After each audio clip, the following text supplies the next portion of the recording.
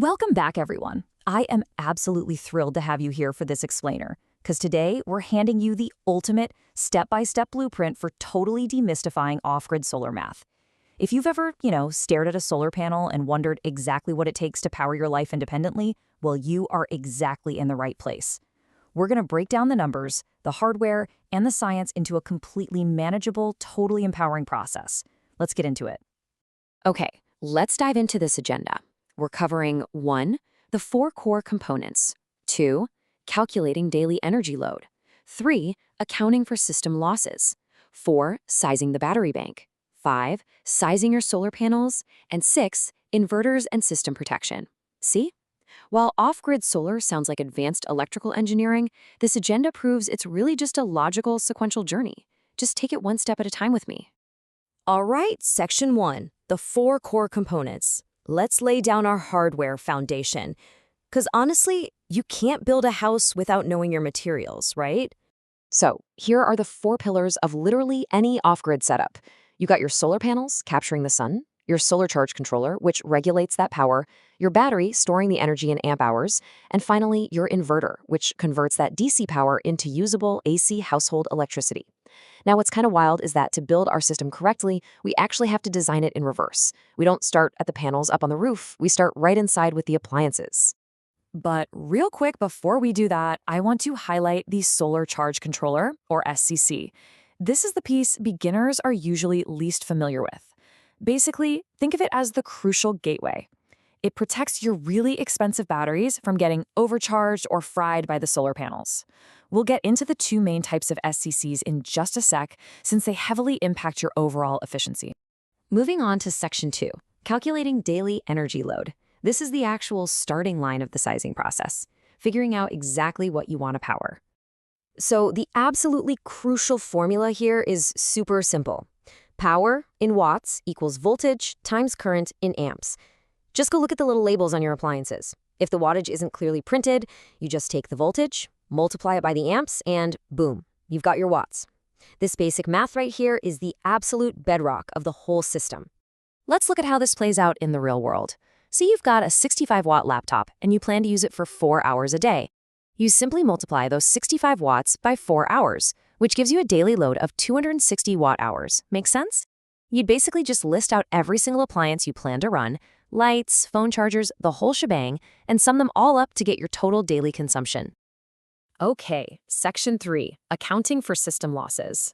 You've got your total load, and you probably think you're ready to buy equipment. Well, not so fast. In the real world, no electrical system is 100% efficient. There's always some electrical friction to deal with. Remember that solar charge controller we just talked about? Well, your choice there dictates a huge chunk of your system loss. PWM controllers are basic and budget-friendly, sure, but they only give you about 75 to 80% efficiency. MPPT controllers, on the flip side, are highly efficient, hovering around 90 to 98%. Combine that choice with losses from the wiring and battery chemistry, and you start to realize power is leaking at several points in your setup. Because of those inherent losses, you absolutely must add a 30% to 35% safety margin buffer to your daily consumption. Seriously, lock this number into your brain. This is an insider secret. If you skip this margin, your system is inevitably going to fall short and leave you sitting in the dark. Let's see how this actually transforms our numbers. If your theoretical total baseload is 432 watt-hours, you add that rough 35% safety margin, and now your realistic sizing reference is 584 watt-hours. Just take a second to digest that math, right? We aren't building a system for 42, we are building it for 584. Awesome! On to Section 4, sizing the battery bank. We know our realistic, real-world energy target, so now we select our storage bucket. Now, what's really interesting here is this concept called depth of discharge, or DOD. Basically, not all batteries are created equal. If you go with traditional lead-acid batteries, you can actually only safely use half their capacity, a 50% DOD. If you drain them further than that, you literally kill their lifespan. That means you effectively have to buy double the capacity you actually need. Lithium batteries, however, can handle deep drains of 80% or more, letting you use almost all the power you actually pay for. So let's map out this battery sizing equation step by step for a standard 12-volt lead-acid setup. Step 1. Take our daily watt-hours with those losses included. That was 584. Step 2, multiply that by 2, because remember, we can only use half the battery. That gets us up to 1168 watt-hours. Step 3, divide by your system voltage, let's say 12 volts, and we get 97.3 amp-hours. This brilliantly illustrates how a standard off-the-shelf 100 amp-hour battery is just the absolute perfect fit for this specific example.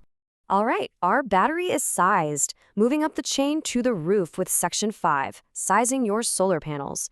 We know the exact size of our storage bucket, so how do we make sure it gets refilled every single day? To know how many panels you need, you first have to know how much sun you get. Across a lot of the world, 4 hours is the average for peak sun hours per day.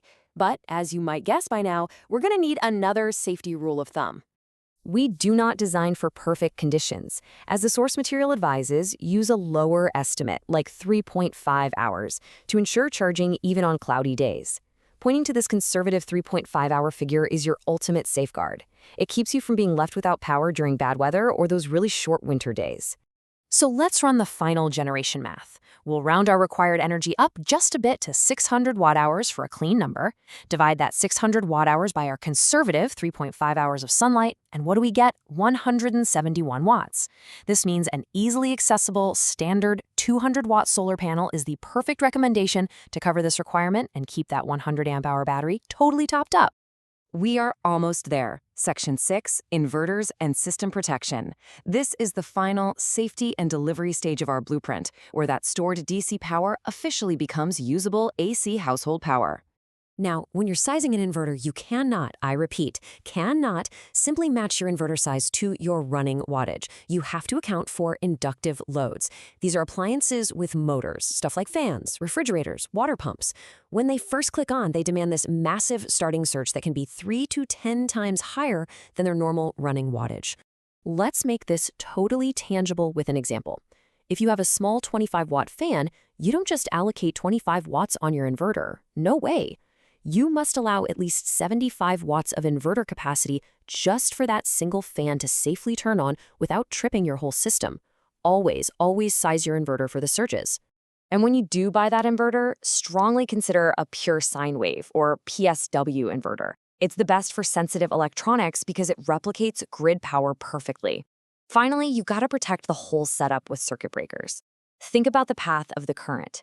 You need DC breakers along the direct current lines. That means between the panels and the controller on the battery, and the battery to the inverter. Then use an AC breaker right between the inverter and your actual household plugs. And there you have it.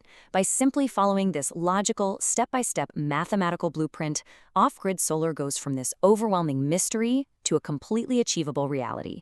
You've got the tools to calculate your load, factor in the losses, and safely size your batteries and panels. So take this newfound confidence, look around your home, and ask yourself, now that you have the blueprint, what will you power first? Thank you so much for joining me on this explainer. Keep learning, keep building, and I will catch you next time.